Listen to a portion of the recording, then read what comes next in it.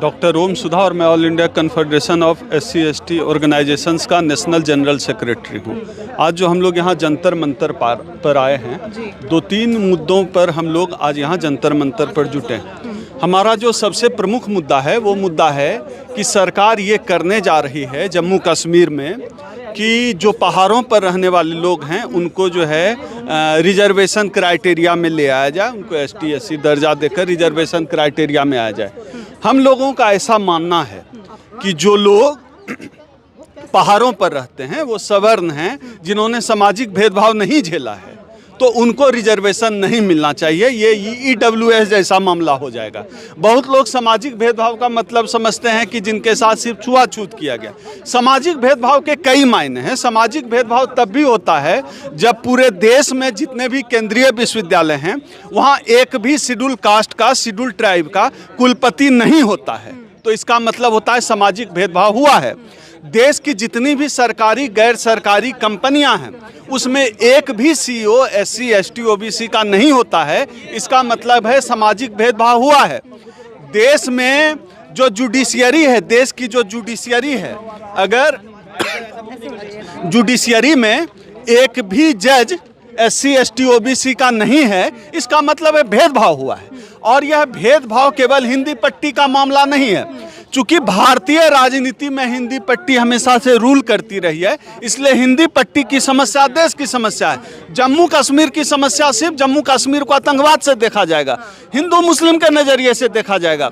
हम जम्मू कश्मीर को देखने का एक नया नज़रिया दे रहे हैं कि जम्मू कश्मीर में भी SC/ST के साथ भेदभाव होता है। दूसरा जो हमारा मसला है, जो मंडल कमीशन की सिफारिश है कि जिसकी जितनी संख्या भारी उसकी इतनी भागीदारी, मंडल कमीशन की सिफारिश के हिसाब से जम्मू कश्मीर में हमारी 27% आबादी है, 27% आरक्षण चाहिए। सीधी सी बात है कि मंडल कमीशन की सिफारिश जम्मू कश्मीर में भी लागू करो। क्या इस देश की सरकार जम्मू कश्मीर को भारत का हिस्सा नहीं मानती? अगर देश के दूसरे हिस्सों में मंडल कमीशन की सिफारिशें लागू हो रही है तो जम्मू कश्मीर में सिर्फ 4% क्यों होगी, 27% क्यों नहीं होगी? हमारी ये दूसरी मांग है। तीसरी मांग हमारी पूजा जी है कि जम्मू कश्मीर में हमें जहां दर्जा मिल भी गया है, हमें वहां पॉलिटिकल रिजर्वेशन नहीं है, हमें पॉलिटिकल रिजर्वेशन भी मिलना चाहिए। चौथा जो एक बड़ा सवाल है कि हम लोगों की लड़ाई, हम लोग इसके लिए लगातार, हमारा संगठन अखिल भारतीय परिसंघ जम्मू कश्मीर में हमारे प्रदेश अध्यक्ष RK कलसोत्रा जी, उनके नेतृत्व में, और हमारे राष्ट्रीय अध्यक्ष डॉक्टर उदित राज जी के नेतृत्व में लगातार इस लड़ाई को जम्मू कश्मीर से लेकर दिल्ली तक लड़ता रहा है।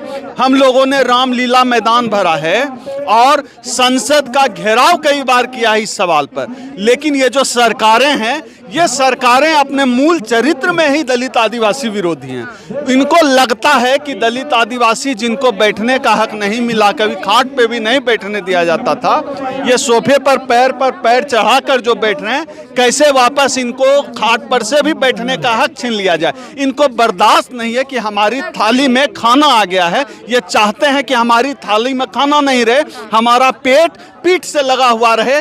ऐसे ही दलित की ये कल्पना करते हैं। इसलिए जम्मू कश्मीर हो चाहे दिल्ली हो, हर जगह भेदभाव। ये आपकी मांगे हैं, लेकिन आप जिस मंडल कमीशन को लागू करने की बात कर रहे हैं, जिस मंडल कमीशन को आप कश्मीर में भी लागू करने की बात कर रहे हैं, उसके विरोध में कमंडल बहुत पहले ही आ चुका है। और इस वक्त EWS जिसका आपने जिक्र किया, आर्थिक आधार पे आरक्षण का जो मुद्दा है, वो आप भी जानते हैं कि किस तरीके से OBCs को 0 भर्तियां मिल रही हैं और 30-30 यहाँ पे रेलवे में भर्तियां मिल जा रही हैं EWS में। तो इससे क्या दिक्कत है? अगर आर्थिक आधार पे आरक्षण मिलता है तो दिक्कत क्या है इससे? पूजा जी, आप इस देश में शादी करेंगे जाति देखकर, भेदभाव करेंगे जाति देखकर। अखिलेश यादव ने जब CM ऑफिस छोड़ा था तो CM ऑफिस को धोया गया था आर्थिक आधार पर। इस देश में सिर्फ एक ही जाति का इस देश में 90-95% जज है आर्थिक आधार पे। एक भी कुलपति जो है SC/ST OBC का सेंट्रल यूनिवर्सिटी में नहीं है आर्थिक आधार पे। इस देश के JNU जैसे संस्थान में एक भी OBC प्रोफेसर नहीं है आर्थिक आधार पे। एक भी मीडिया में एंकर नहीं है SC/ST OBC का आर्थिक आधार पे। अगर ये सब आर्थिक आधार पे है तब आप आरक्षण भी आर्थिक आधार पे दीजिए। और अगर इस देश में ये सब आर्थिक आधार पे नहीं है, आप जाति देखकर जज बनाए जाते हैं। अभी जो यू ललित जज बना है, क्या क्राइटेरिया है भैया? कि आप सवर्ण हैं, ब्राह्मण हैं, आपके पिताजी जज थे, जितने कंपनी के सीईओ हैं सरकारी गैर सरकारी, उन कंपनी की सीईओ की क्या योग्यता है? सवर्ण है। जितने वाइस चांसलर है इस देश के सेंट्रल यूनिवर्सिटी के, एक भी SC ST का क्यों नहीं है? ओबीसी प्रधानमंत्री है सर, वो आदिवासी राष्ट्रपति है। जाति हमारी नेता का नहीं चाहिए, हमारी जाति का बात करने वाला नेता चाहिए। तो हमारी जाति का बात करने वाला नेता नहीं है, हमारी जाति के खिलाफ जो बात करने वाले हैं वो नेता हैं। तो हमें जाति का नेता कभी नहीं चाहिए था। जाति का नेता तो हमेशा होता रहा है, जाति की बात करने वाला नेता चाहिए था।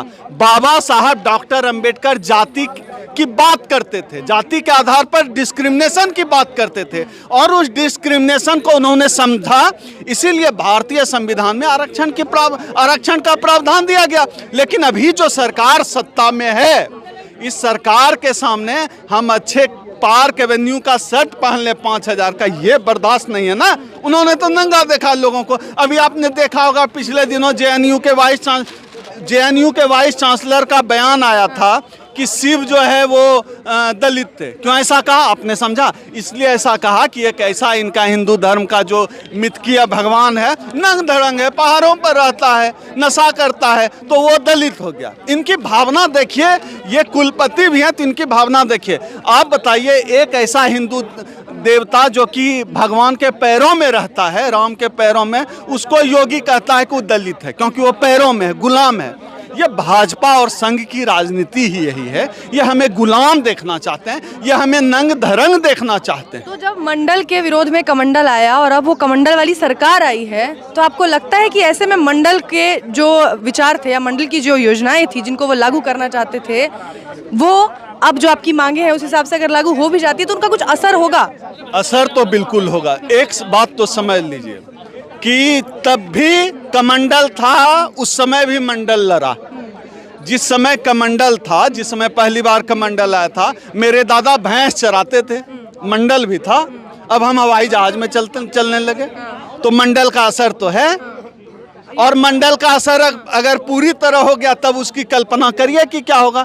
ये तो ठीक से मंडल कमीशन की सिफारिशें लागू नहीं करने दे रहे हैं, तब हम बकरी चराने और गाय चराने से लेकर कोट पैंट और हवाई जहाज में आ गए। तो इनके सारे मेरिट का तेल आरक्षण से निकल जाता है, इनके सारे मेरिट का तेल निकल जाता है। 75 साल हो गए, आप कह रहे हैं मंडल का असर है। मंडल का यही असर है कि एक शिक्षक एक बच्चे को मार दे पानी पीने के लिए? ये मंडल का असर नहीं है, ये कमंडल इफेक्ट है। मंडल तो उसके खिलाफ लड़ रहा है, ये कमंडल इफेक्ट की बात हो रही है। ये कमंडल इफेक्ट है, ये कमंडल इफेक्ट है कि किसी बच्चे को पीट दिया जाए मटका छूने पे, किसी दलित को घोड़ी चढ़ने। पूरा सवाल यही था सर कि जो ये इफेक्ट की बात आपने खुद कही कि ये कमंडल का इफेक्ट है, तो इफेक्ट किसका ज्यादा है? 75 सालों बाद आज हम कहाँ हैं? इसके लिए कोई तराजू और बटखरा नहीं है। अगर आपको लगता है कि असर नहीं है तो फिर से रिव्यू करना पड़ेगा। असर तो है, लेकिन आप सोचेंगे जिस तरह अमेरिका के समाज में ब्लैक जो है वाइट की लड़ाई लड़ते हैं, जो उस देश का जो ब्लैक है, काले हैं, जो वाइट हैं, जो गोरे हैं, जिन्होंने शोषण किया है, वो ब्लैक की लड़ाई लड़ते हैं। लेकिन आप भारतीय समाज में सवर्णों से ये कल्पना नहीं कर सकते हैं कि वो दलित की लड़ाई लड़ेगा। एक्सेप्शन की मैं बात नहीं करता, एक बड़ी लड़ाई, मुकम्मल लड़ाई कि दलितों की लड़ाई लड़े, आरक्षण की लड़ाई लड़े, उनके भेदभाव के खिलाफ लड़े, ये आप नहीं कर सकते हैं। बाबा साहब डॉक्टर अंबेडकर एक बार लिखते हैं, यह भारत जो है बौनों की प्रजाति वाला वह देश है जहां रह रहे लोगों का ठीक से अब तक शारीरिक और मानसिक विकास नहीं हो पाया है, ये बाबा साहब लिखते हैं। तो हम लोग भारतीय समाज का जो सवर्ण समाज है भारत का, वो अभी विकास की प्रक्रिया से गुजर रहा है, अभी पूरी तरह मानव और इंसान नहीं बन पाया है। अभी भारतीय समाज इंसान बनने की प्रक्रिया से गुजर रहा है। एक बड़े यूरोपियन विद्वान लिखते हैं कि राष्ट्र बनता है जब दुख साझा हो जाए।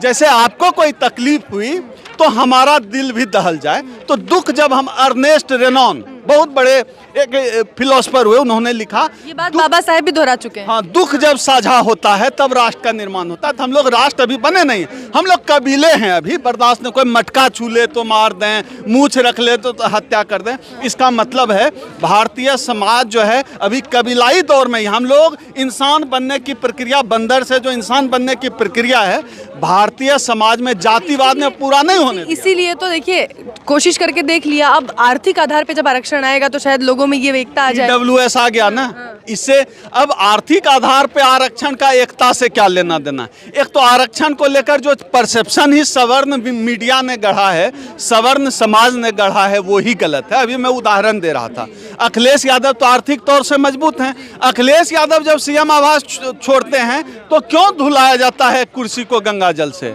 वो तो आर्थिक रूप से मजबूत हैं। और ऐसे उदाहरण रोज होते हैं, ऐसा भेदभाव रोज होता है। अब बताइए 225 जो है सचिव चलाते हैं इस देश को, जो IAS होता है, जो PMO में बैठते हैं, उसमें से एक भी जो है OBC नहीं है। SC तो एक आध आ भी जाता है, OBC एक भी नहीं है।